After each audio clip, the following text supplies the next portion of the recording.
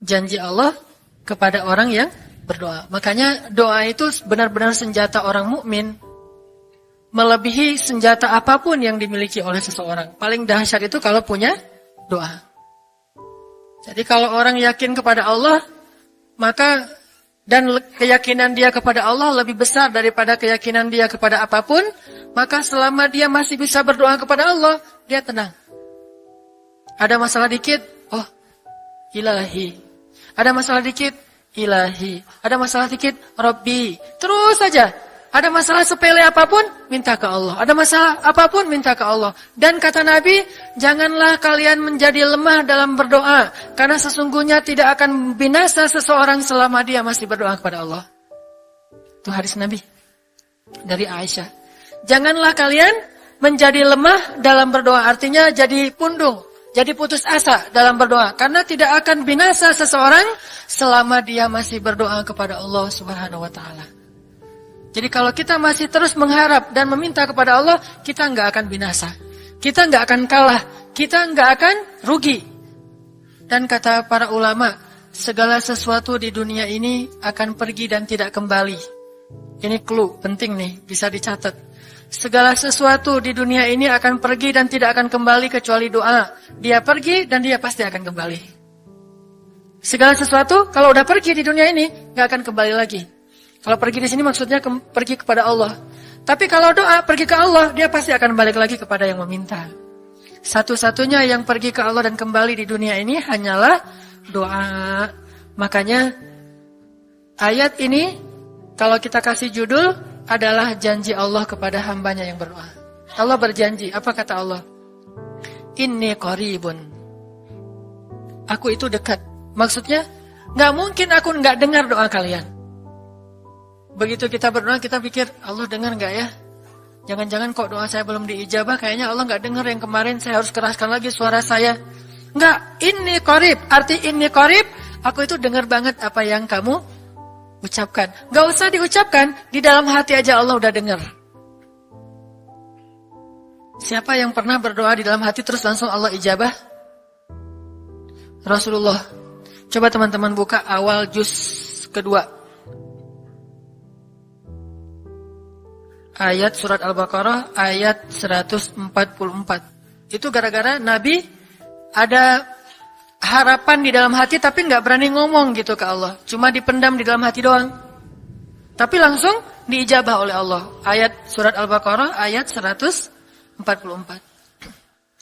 Allah berfirman, "Qad nara taqalluba wajhika fis samaa." فَلَنُوَلِّيَنَّكَ قِبْلَةً تَرْضَاهَا فَوَلِّ وَجْهَكَ شَطْرَ الْمَسْجِدِ الْحَرَامِ وَحَيْثُ مَا كُنْتُمْ فَوَلُّوا وُجُوهَكُمْ شَطْرَهُ وَإِنَّ الَّذِينَ أُوتُوا الْكِتَابَ لَيَعْلَمُونَ أَنَّهُ الْحَقُّ مِنْ رَبِّهِمْ وَمَا اللَّهُ بِغَافِلٍ عَمَّا يَعْمَلُونَ. Jadi ceritanya, orang Yahudi suka menghina kaum muslimin gara-gara orang Islam kalau sholat waktu itu masih menghadap ke Al-Aqsa, Palestina. Jadi kata orang Yahudi itu, lihat orang Islam mah fake. Suka niru. Kita sholat menghadap Al-Aqsa, mereka sholat menghadap Al-Aqsa. Berarti agama mereka itu adalah agama yang meniru agama kita. Nggak original. Sering diperolok-olok. Setiap kaum muslimin sholat dihina sama mereka.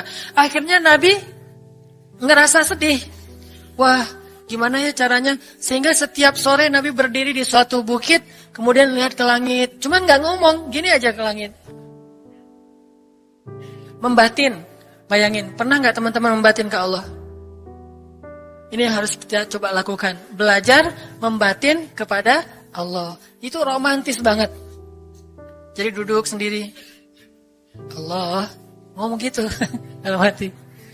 Dan yakinlah ini qarib, Allah tuh dengerin. Jangan pikir Saya kayak ngomong sendiri, kayak orang kurang waras. Enggak, Allah itu mendengar. Jadi kita batin aja sama Allah, ngomong dalam hati, ya Allah, saya tuh lagi gini, ada masalah. Ngomong dalam hati kita, please Allah, please, gitu ya.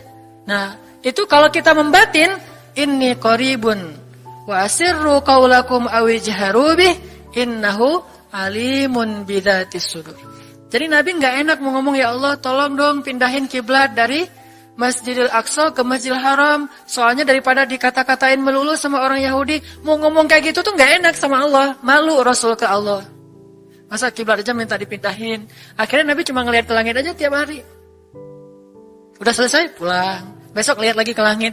Turunlah ayat ini. Sesungguhnya kami telah melihat bagaimana kamu selalu menengadahkan wajahmu ke langit. Maka kami palingkan kiblat ke arah yang kamu sukai. Coba lihat. Turun wahyu untuk merespon doa Nabi yang bahkan belum diverbalkan. Belum diucapkan dengan kata-kata, tapi Allah udah ngerespon. Gimana caranya biar kita bisa kayak gitu? Melihat seorang cewek cantik, kayaknya kerudungnya soleha gitu ya. Kuliahnya di UIN misalnya. Atau di pesantren mana gitu. Ternyata pas kita tanya-tanya ke teman-teman kita, oh dia tuh lagi belajar Al-Quran di masjid. Sekarang lagi hijrah banget. Bahkan udah hafal juz amma, juz 30. Masya Allah. Terus dalam hati, aduh ini kayaknya cocok menjadi ibu bagi anak-anak saya. Wih. Tapi dalam hati kan gak berani ngomong nih. Tiba-tiba dapat berita, dia masih jomblo juga loh. Belum ada apa-apa, gak ada ikatan sama siapa-siapa. Oh gitu, membatin lagi, ya Allah.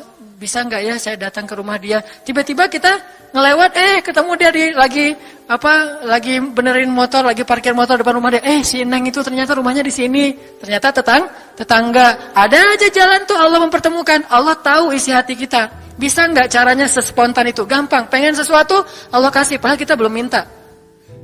Ini kan keajaiban doa nih.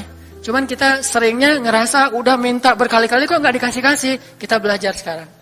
Rasul nggak usah minta pakai verbal, cuman membatin doang dalam hati, Allah udah ngasih. Pernah nggak teman-teman ngerasa kayak gitu? Ada kepengen sesuatu, tiba-tiba terwujud. Pernah kan? Tapi kepengennya yang baik-baik. Pengen misalnya, aduh, saya pengen banget umroh, cuman mau ngomong kayak gitu mah, saya mah orangnya kayaknya nggak mungkin bisa umroh kalau ngandalin harta. Orangnya nggak mampu, kerjanya juga pas-pasan, gimana mau umroh untuk makan aja susah. Tapi pengen banget dalam hati kita. Dan itu rindunya tuh rindu banget. Setiap kali ngelihat video atau tayangan di TV tentang umroh dan haji, menitikkan air mata. Saking kangennya ke Baitullah. Allah tahu itu dalam hati kita. Tiba-tiba ada jalan. Ada aja jalannya. Dan bisa dikasih sedekah, bisa juga hadiah, bisa juga door prize, bisa juga macam-macam. Pokoknya ada jalan aja, tiba-tiba bisa umroh. Dan saya sering banget membawa orang umroh.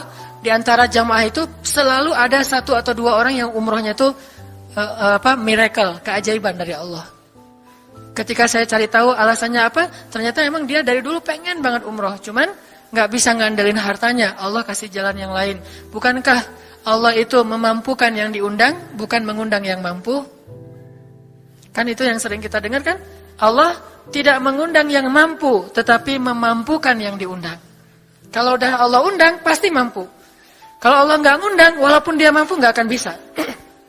Jadi Allah bukan mengundang yang mampu, tetapi memampukan yang diundang. Sehingga kita kalau hati kita kayaknya pantas diundang, Allah undang tuh. Begitu juga dalam urusan rezeki. Aduh, saya pengen kerjaan yang kerjaannya itu lebih halal, lebih nyaman, bisa sholat berjamaah tepat waktu, ada waktu juga buat keluarga, bisa juga berdakwah ke teman-teman. Akhirnya membatin kita itu karena kuat banget, Allah wujudkan. Ini artinya Allah qaribun, Allah maha dekat. Sehingga kalau kita pengen doa kita itu powerful, belajar dari as-siqah billah. Tips pertama adalah as-siqah billah. Percaya deh sama Allah.